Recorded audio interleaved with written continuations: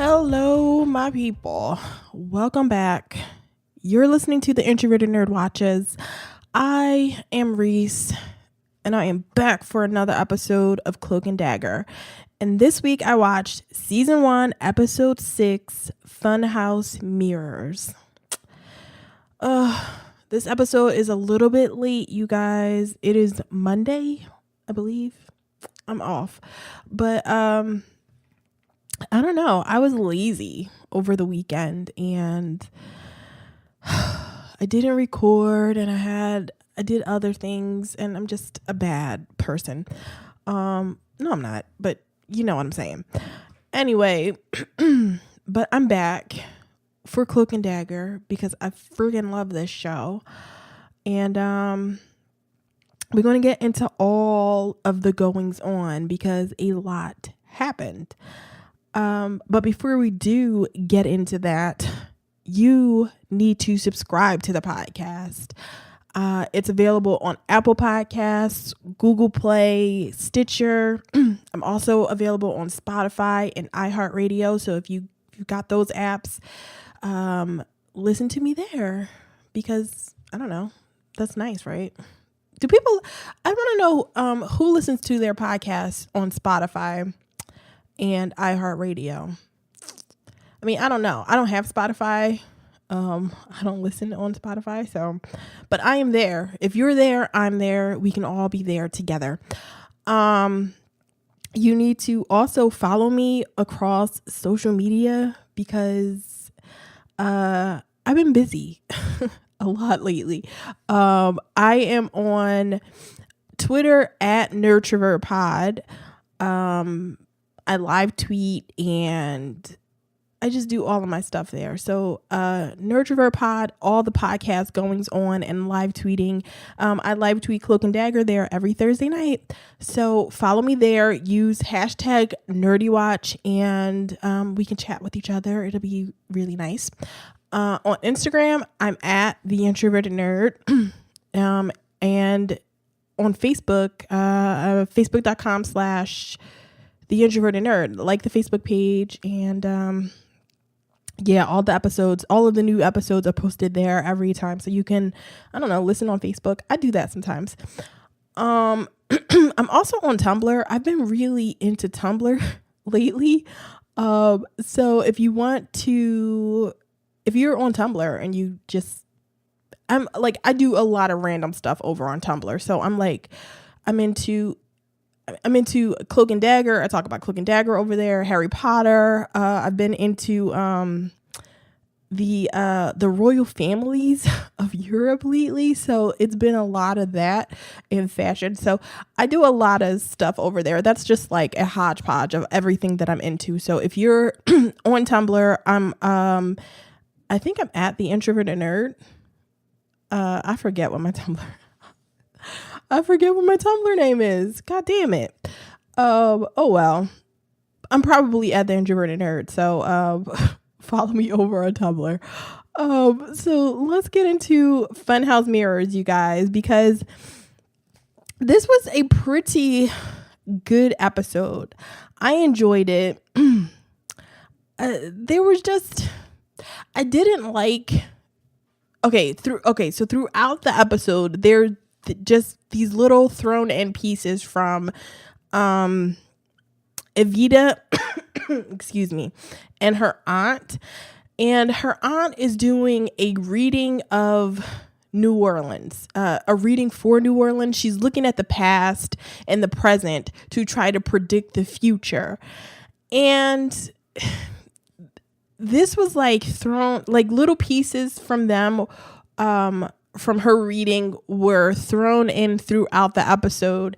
And it just kind of threw things off for me. I didn't hate it, but it was just it kind of felt unneeded. It just felt the dialogue between them felt awkward. And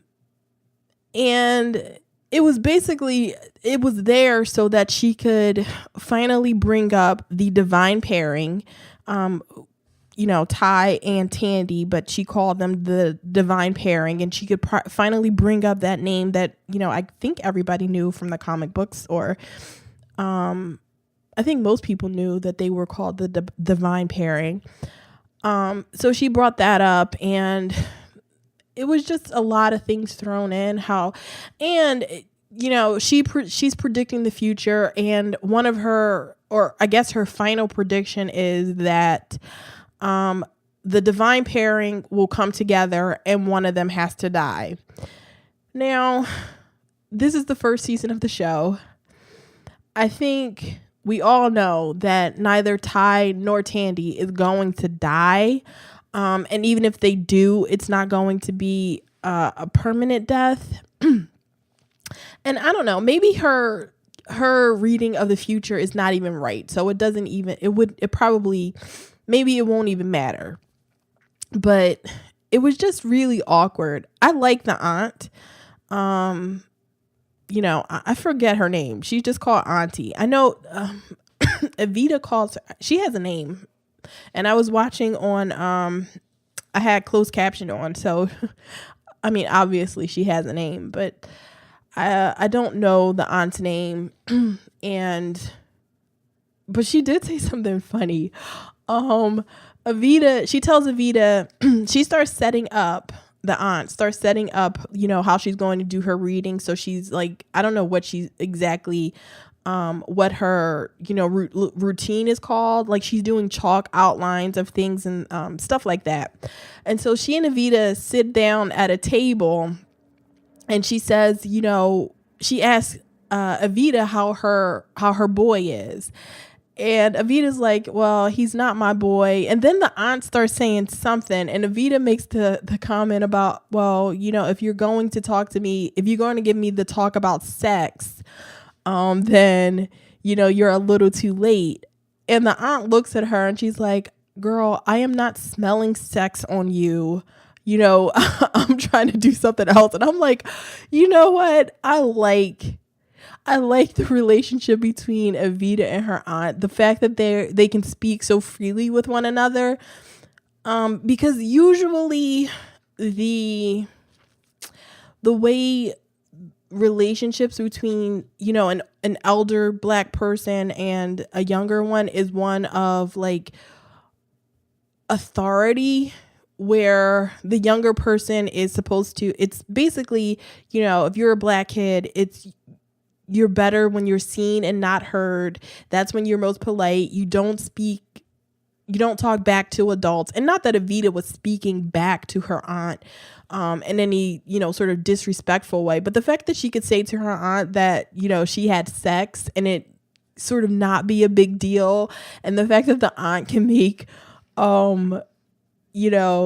jokes about not smelling sex on her is really cool, and I like the dynamic between them. But they were not really needed in this episode. I mean, it could have. I'm trying to think about how you could get, because it felt like a lot of information dump she was giving the aunt. It was mostly the aunt talking and sort of asking Evita questions. So, but it just felt a little bit off. So, whatever. I like the other parts of this episode though. Tandy went to see Mina Hess, and she went to see her pretending to be an intern, which is like, oh my God, Tandy. Like Tandy is always, she's always like ready to scam somebody. And I love that about her, but it's also not the right thing. It's not, a few episodes ago when where Tandy and Ty were both going through each other's hopes and fears, they both received the message that they had to start doing things differently. And this is Tandy exactly doing things the same way she's always done. her first thought is to lie and to scam and to try to, and she calls Mina her mark. So her first thought is to go revert back to all of the things she was doing before. I mean, obviously now it's in the she's doing it for a good reason. She's trying to clear her father's name, but it's kind of the same thing. And Ty, my boy Ty, he's trying to get Dwayne, his brother's friend, to hire him because he wants to use Dwayne to try to catch Connors, asshole cop. I know his name now. His name is Connors, so I can stop calling him asshole cop. But so that's what Ty is trying to do, but Dwayne won't give him a job. And the thing that I liked about this, because Ty goes to Dwayne and tells, and asks him for a job, tells him he wants to do what he's doing. And Ty lets it sort of be known, with a wink, wink, I know what you're doing, Dwayne. But Dwayne is like, no, this is not for you, kid. You don't want to be here. You're going to college. You don't have to be here doing what I'm doing. And I really appreciate that, because I think you could look at Dwayne, especially when you see what he's doing. He's working with Connors. He knows that Connors is the one that killed his friend, but he's still working with him, selling drugs in the community, all that. But he's actually looking out for Ty. And that's some real shit. I know that, I've had that happen to me, where people who are older than me, who are around me, I'll be hanging out. Well, not now, but when I was younger, when I was Tyrone's age, they'd be doing something. They'd be smoking weed. They'd be doing whatever. And it wasn't the right thing to be doing. And I had people step in and be like, nah, you shouldn't do this. This is not for you. You shouldn't be doing this. You have other things to do. This is not for you. So it was a real moment for me. It took me back when Dwayne told Tyrone, yo, you're going to college. That basketball game wasn't a big deal. It's not the end of your life. It's not the end of your world. You don't need to be here. I really appreciate that about Dwayne, because it could have been a situation where it was just sort of like Dwayne is a bad guy. He's selling drugs, that's really fucked up. And it's not a black and white sort of thing. He's not a black and white character. He's not, all good or all bad. He lives sort of in this gray area, which I can appreciate with all of my characters. So, I like Dwayne for the moment. Now, O'Reilly, your girl O'Reilly, is she a good cop? You guys, that's what I want to know. Is she a good cop? Because, she's not being as low key as I think she should be for somebody who's trying to. She's a new person she's in a new state. She's in a new police department. She doesn't really know anything about this area. So you'd think somebody who is in her situation would be a little more low key, but she's really being open about her investigation. The cop that she was having sex with, and what was it, the last episode, who she was having sex with in the police car in last episode or a few episodes ago, whenever. So that guy comes up to her because she has, another, I don't know whether she has a sex worker or whether this woman is a drug dealer too. But she had that woman in for questioning, and then the woman walks out and he comes to talk to her and he's like, yo, what are you doing? He's like, you're stirring things up, and the drug thing in this area wasn't a problem. It wasn't a problem. And now you're making it a problem. And people wanted to ignore what was going on, but now you're throwing it in everybody's face. And we all know that it's about Connors. So you need to stop, because you don't want to be doing this. And she sort of doesn't want to, she doesn't want to listen, and she really doesn't listen, because the dude tells her, like, Connors is not who you want to be fucking with. That dude is flammable, and you're going to get burned if you keep fucking with him. But no, not your girl O'Reilly knows best, and she's just not trying to hear that shit. So what Ty does is, when Ty decides that in order to get Dwayne to hire him, he listens to Tandy. He goes to talk to Tandy, which is probably okay. I love them. I ship them. I want them to be together forever. But Tandy is not the girl to get advice from. But one thing I did like is the fact that Tandy is the one he wants to talk to. Tandy is the one that he's going to for advice, to talk to her. Like, they're sort of becoming friends, but they're becoming sort of dependent on each other to talk to each other, which I appreciate, because Tandy didn't have any friends before. And her only friend was Liam, and that motherfucker is in jail. But he's not fucking with her anymore. At least I don't think he is, but who knows? And Ty was sort of a loner as well. I mean, he has a Vita, but Tandy understands him in a way that, or he and Tandy have a connection that he doesn't have with Vita. So I appreciate that he wants to talk to Tandy about what's going on. And Tandy's advice to Tyrone is to basically pull a scam like her, and to become one of Dwayne's like drug dealer dudes. And to replace one of the drug dealer dudes that Dwayne already has, like, to make himself useful, basically. And Tyrone's way of doing this is to follow the drug dealer.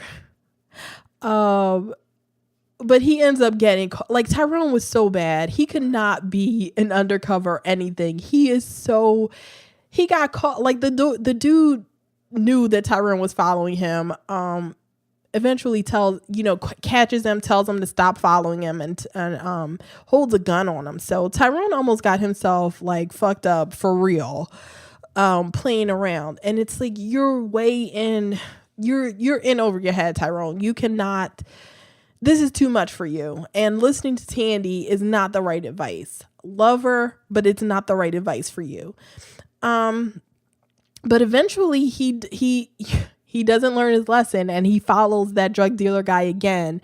And eventually he gets the jump, because Connors and O'Reilly decide that they're both trying to play each other, Connors and O'Reilly. So O'Reilly is trying to get Connors to give her the information on Dwayne, because she knows who Dwayne is, and she wants Connors to incriminate himself. And Connors is trying to kill O'Reilly, basically. Like, she's getting too close to what's actually going on. So he wants to set it up so that Dwayne kills her. And they cross paths with Tyrone. Tyrone is following that drug dealer, and, he ends up stealing the dude's drugs and his backpack and everything. And he takes it back to Dwayne, and he lets Dwayne know, like, hey, is this, can you give me a job now? And Dwayne tells him, and this is where I was like, damn it, Dwayne, I was so like with you. But he takes this as a sign that he can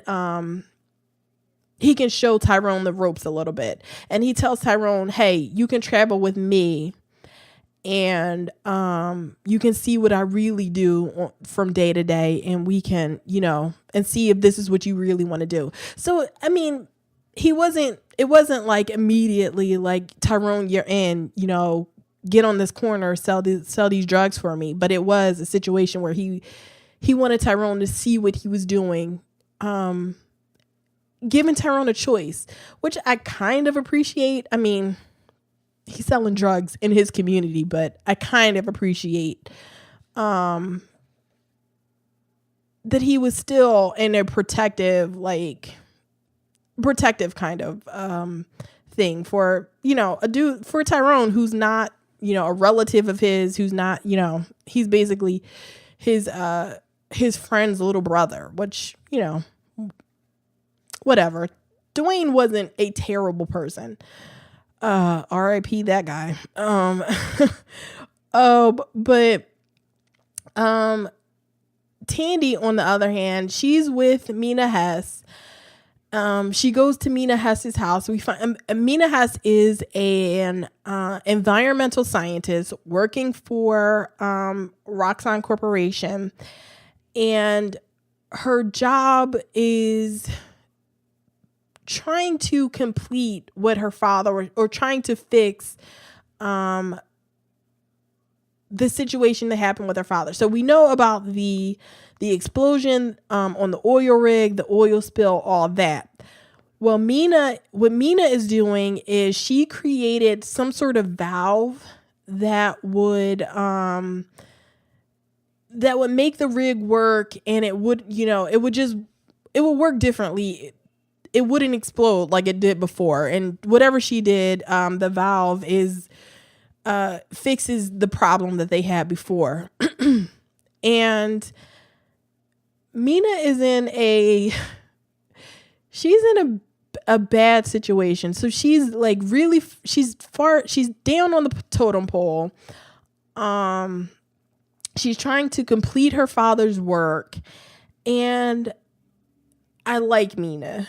First of all, I really like her. I wasn't too sure like last week because I have trust issues and I don't trust anybody on this show. But I really like her. She seems like a really genuine person. And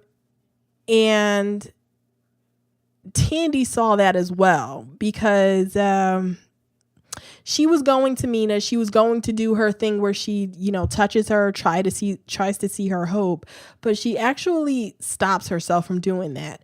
And it's sort of Tyrone's words coming back to her when he asked her last week if she felt bad about touching people because it was sort of an invasion of privacy. And I think with Mina, she finally saw that, hey, maybe this is kind of an invasion of invading her hopes and her thoughts. It might be the wrong thing. So Tandy, learning and growing and trying to be a better person. So we find out that they weren't really drilling for oil during that oil rig disaster. They weren't really drilling for oil. They were drilling. There's some other substance it is. It burns hotter than oil. And whatever it is, the people that knew, we saw that Tandy's father, recognized that whatever they were drilling for, they should have stopped. And Nathan Hest or Ivan Hest knew that as well. But they blamed everything on Tandy's dad. We know that. And Ivan Hess, who I thought was dead, I thought that guy had drowned him last week. Like we saw in his, his hopes or his dreams that he drowned Ivan Hess. And I thought that meant that Ivan Hess was dead, but it turns out Ivan Hess is not dead. He's in a nursing home, and he's in like a catatonic state. I don't know exactly what's wrong with him. Like he's awake, but he can't communicate. And so I want to know. I mean, I guess that's why it was easier to blame everything on Tandy's father. You know, her father died. So blame everything on Tandy's father. You got Ivan Hess, who's still alive. So the best thing to do is to, as if you're Roxanne, is to take care of him, take care of his family. And, so Mina isn't the one that's going out asking questions. You know, her father is taken care of. It looks like Roxanne is, like they're a good corporation. Like they take care of the people, that work for them. So smart move on their part, I guess. Really dickish move though. Oh, poor Mina. So Tandy is also not very good at being undercover, because she's like asking really obvious questions about Mina's father, you know, asking if she can meet her father. You know, she keeps going back to Ivan Hess, and Mina won't answer those questions. Like every time Tandy takes it to her father, Mina, you know, changes the subject or, you know, turns the situation a little bit. And then eventually she gets to a point where she's like, yo, why do you keep asking questions about my father? And Tandy doesn't have anything to say to that. But then Mina is like, girl, I'm smarter than you. And first of all, you know, I know you're a little blonde girl. You spoke about Nathan Bowen. And I know you're Tandy. And I'm like, oh my God, Tandy. And she actually tells her what Liam told her, that you're not as good a liar as you think you are. And I'm like, oh, Tandy. But I really appreciated that, you know, Mina wasn't fooled, that she was paying attention to everything that Tandy was saying, because I was like actually impressed by Tandy at first, because when she first meets Mina, she comes in, she says she's an intern, and she quotes some science stuff back to Mina, and it's the quotes come from Mina's like college thesis or something like that. And I'm like, wow, Tandy, you did your research for this. Like, and Tandy could read the blueprints and everything. So I was like, Tandy did her research. Like, girl is good at this. But that is part of what tipped Mina off. Like, no, you shouldn't. This is the stuff that you knew is stuff that you shouldn't have known.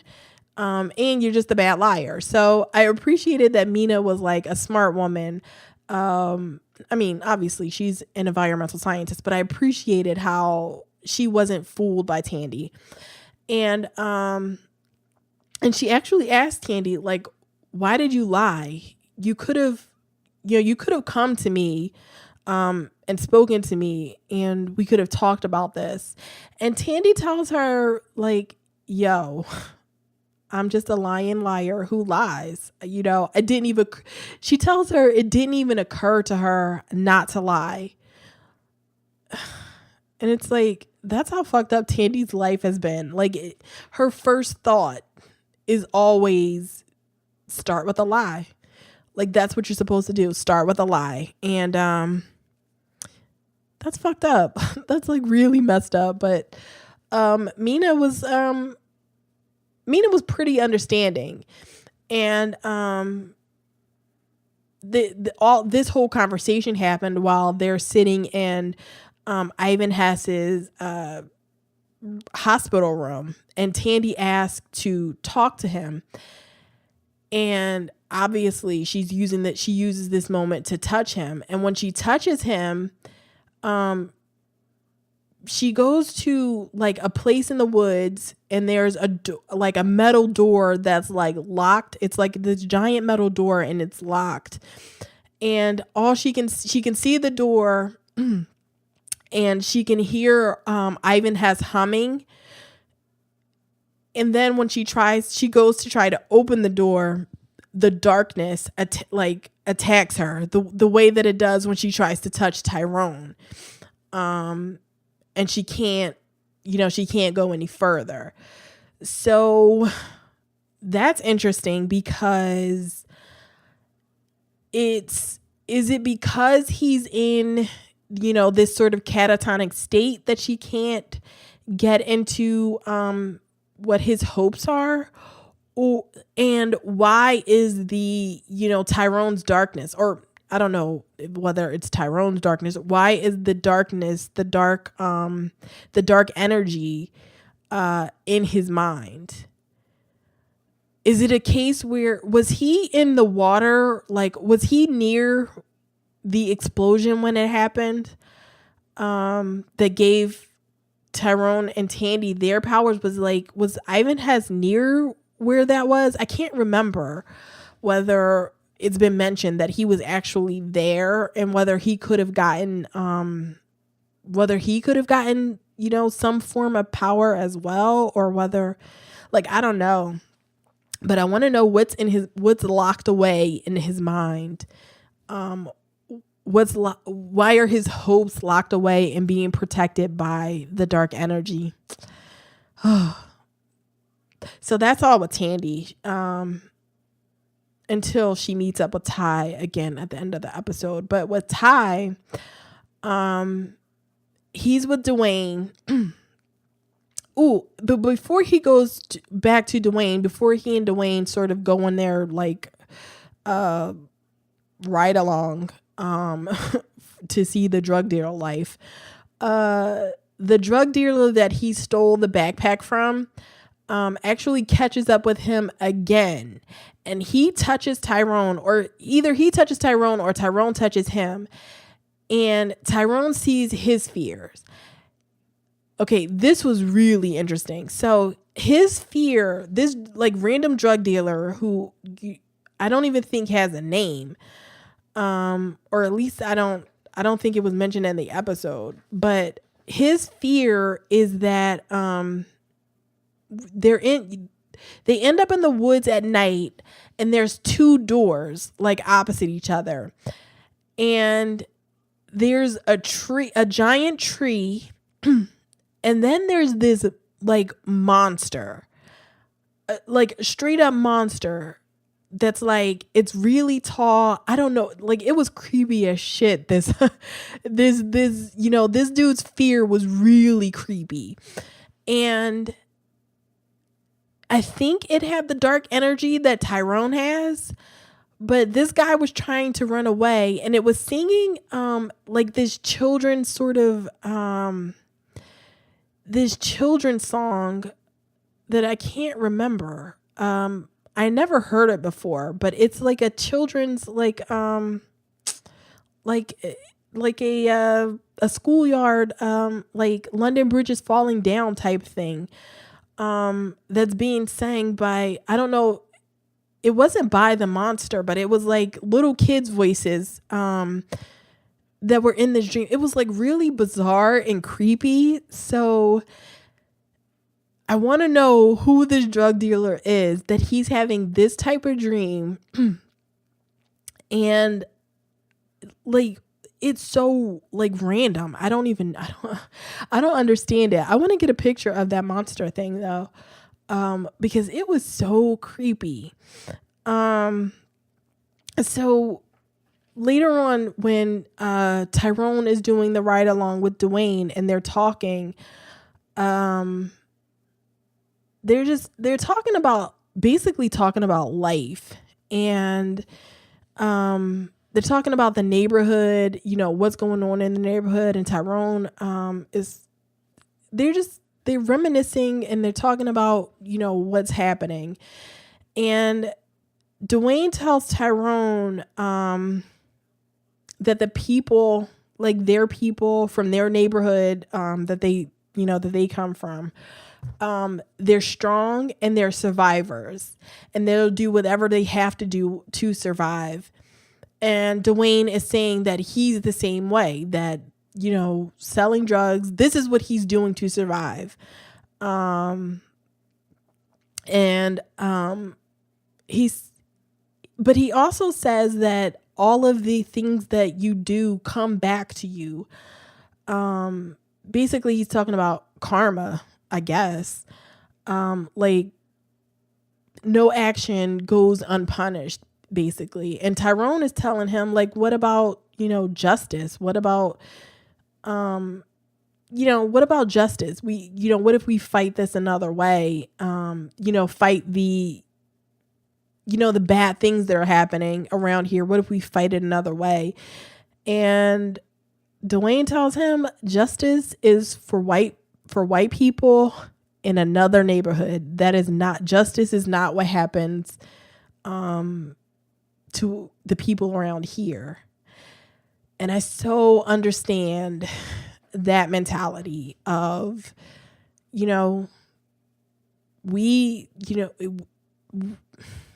depending on like where you come from, your neighborhood, if you live in a predominantly black neighborhood that's over policed or ignored, you do sort of grow up feeling like you have to make your own justice. Like the things that are supposed to be out there to help you aren't actually available to you because you're not the white person. Basically, you don't get those things. So I really understood his mentality. So eventually they get back to the warehouse, and Dwayne actually slips and he slips and tells Tyrone that he was there the night that Billy died, which I want to know, like, how. I want to know how he was there the night that Billy died. I hope we get another flashback to that moment, because I don't see how anybody else could have been there. Like, it was really random that Tyrone and Billy ran to the docks like that. They got to show me something to let me know how Dwayne was there and saw that. So, but this sets Tyrone off. He's like, whoa, you're working with a guy that killed my brother. And he starts telling him, like, yo, what the fuck? My parents think I'm a liar.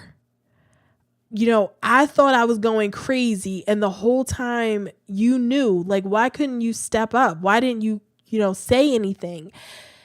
And Dwayne makes a good point again when he tells him, like, what would have happened? Like, they would have killed me if I came forward. Like, coming forward wouldn't have brought Billy back. It would have just put me in danger. Like, yo, sorry, but I couldn't help you. I couldn't come forward like that. And he tells him again, yeah, I used Billy's death to propel myself forward. But he was basically telling him, like, this is what I had to do. Now that I don't agree with. He didn't have to use Billy's death. He didn't have to blackmail a cop and use Billy's death to get ahead. But I so understood where he was coming from when he told Tyrone, like, yo, did you really expect me to come forward? Like, that's really cute that you're an idealist and, coming forward, and that would have solved everything, but it really wouldn't have solved everything. Like, you don't understand. It wouldn't have solved anything. So, eventually Connors and O'Reilly show up and Connors comes in, leaves O'Reilly in the car, and he tells, Dwayne, like, yo, I'm about to invite this chick in, O'Reilly, and I want you to shoot her. he wants Dwayne to kill her. And Dwayne is like, nah, dude, that's not what I do. And Dwayne's never killed anybody, but Connors is like, whatever. Like, you being reckless out here. She's getting too close to the truth. So when she comes in, I want you to kill her. And Tyrone is hiding out at this point. And he tries to call O'Reilly to tip her off, like, don't walk in there. He's going to try to kill you. But she looks at her phone and then she ignores it. And she walks into the warehouse. And Dwayne takes out his gun and he tries to shoot her, but she shoots first and she kills him. And Tyrone, again, this is like terrible. He sees another person that he cares about killed right in front of him. And this is when we get the moment where he screams out when he sees Dwayne get shot. He screams out like, no. And then he starts running away from out of the warehouse, away from the building, and Connors chases after him again, shooting at him again. And this is when Tyrone starts he starts disappearing and reappearing, and then eventually he I was about to say apparates, but no, he teleports to Tandy's church, and he just cries, and it's such a sad moment. He can't even talk to Tandy. Like, Tandy is like, she's trying to talk to him and ask him like, what's going on? What happened to you? And he can't even, he just starts crying. And Tandy walks over to him and tries to touch him, to like hug him and comfort him, but she can't touch him yet. And that's how the episode ends. And it's so sad. He saw someone he cares about killed in front of him again. Like, that changes who you are. Like, it was already terrible to see your brother die. And I know that, his last sort of moments with Dwayne were not like the best. He wasn't happy with him. But to see one of your brother's best friends, killed in front of you, it's a terrible, terrible thing. And he can't even, he goes to, he teleports to Tandy because that's where he's drawn to. Their powers are drawn to each other, but she can't touch him. So he's just sort of standing there by himself, crying. And it's so, it broke my heart to watch him cry like that. So that is how the episode ends. I didn't see what was happening next week because I watched this episode on Hulu. So, yeah, I watched this episode on Hulu and they don't show you, like scenes from the next episode. So I have no idea what's going to happen next week. I want to know how, I want to know when Ty and Tandy will be able to figure out when they can touch each other. Like, what has to happen for them to touch each other? Because I know when they're able to touch each other is when they'll both be the most powerful. I think when they can finally work together, when their powers can work together is when they'll be the most powerful. I want to know what Mina Hess is going to do, because we don't see Tandy really tell her anything, but I'm guessing that if she wants to take Roxanne down, that Mina would be the perfect person to work with so they could all work together. I want to know what's going to happen with Connors, because that guy, like, really, my guy, like, Ty is running away and you're shooting at him. this is the second time we see him shooting at Ty when he's running away. He's not. Oh, I hate that guy. I want him to die so bad. I can't wait till Ty can use his powers fully, and then he's gonna fuck Connors up when he can finally use his powers the way that he needs to. And I am so here for it. So that is it, you guys. Next episode of the podcast will be Throwback Thursday at Saved by the Bell. I forget what the episode is called, but it's another Malibu Sands Beach Club episode. And I'm getting sad because those episodes are almost over.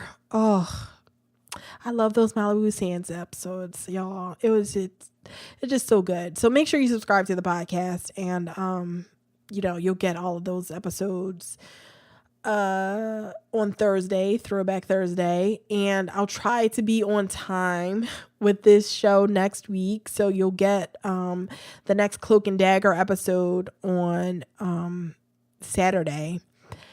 I'll be live tweeting the next episode of